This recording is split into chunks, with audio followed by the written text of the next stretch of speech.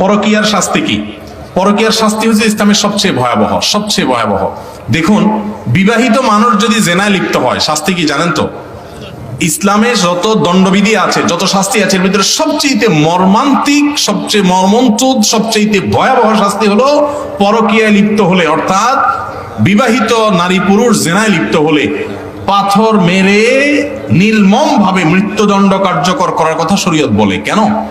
আমরা অনেকে হয়তো মনে করি দুজনে খুশি মনে করেছে একটা অন্যায় কাজ, শাস্তি হতে পারে, অন্যায় করেছে সেজন্য তাই বলে মেরে ফেলতে হবে, এত বড় কি অন্যায় করেছে?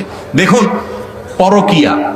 পরকীয়া, সমকামিতা, এই অপরাধগুলোর শাস্তি কেন মৃত্যুদণ্ড ইসলাম রেখেছে জানেন? এর অনেক কারণের ভিতরে একটা কারণ এটা যে পৃথিবীতে মানব সভ্যতা, মানুষের অস্তিত্ব টিকে থাকবে বৈবাহিক সাধারণ প্রক্রিয়ার মাধ্যমে।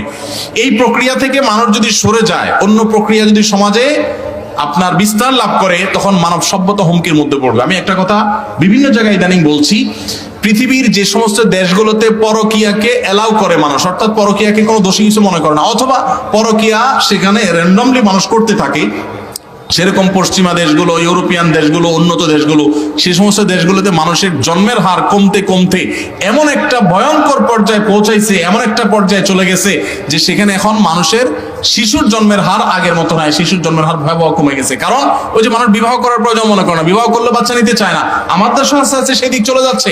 এই জন্য পরকীয়াকে ইসলাম সবচেয়ে কঠোর অপরাধ হিসেবে দেখে, এর শাস্তি অত্যন্ত ভয়াবহ।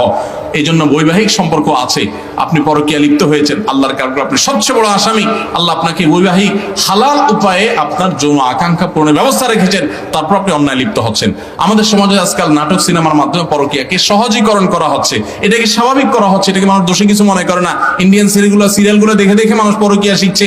পুরুষরা মহিলাদের সাথে ইনবক্সে, মেসেঞ্জারে ইটিশ পিটিশ করছে, আপনি অন্য মহিলার দিকে তাকাচ্ছেন, সেটাও কি? সেটাও এক ধরনের আপনার বিবাহিত মানুষ হয়ে অন্যায় করার ক্ষেত্রে জঘন্য অন্যায়। আবার মহিলা মানুষ তিনি একই কাজ হয়তো করছেন গোপনে, প্রকাশ্যে, বিভিন্ন ভাবে। আল্লাহ তো আমাদের সবাইকে এগুলো থেকে বেঁচে থাকার তৌফিক দান করুন।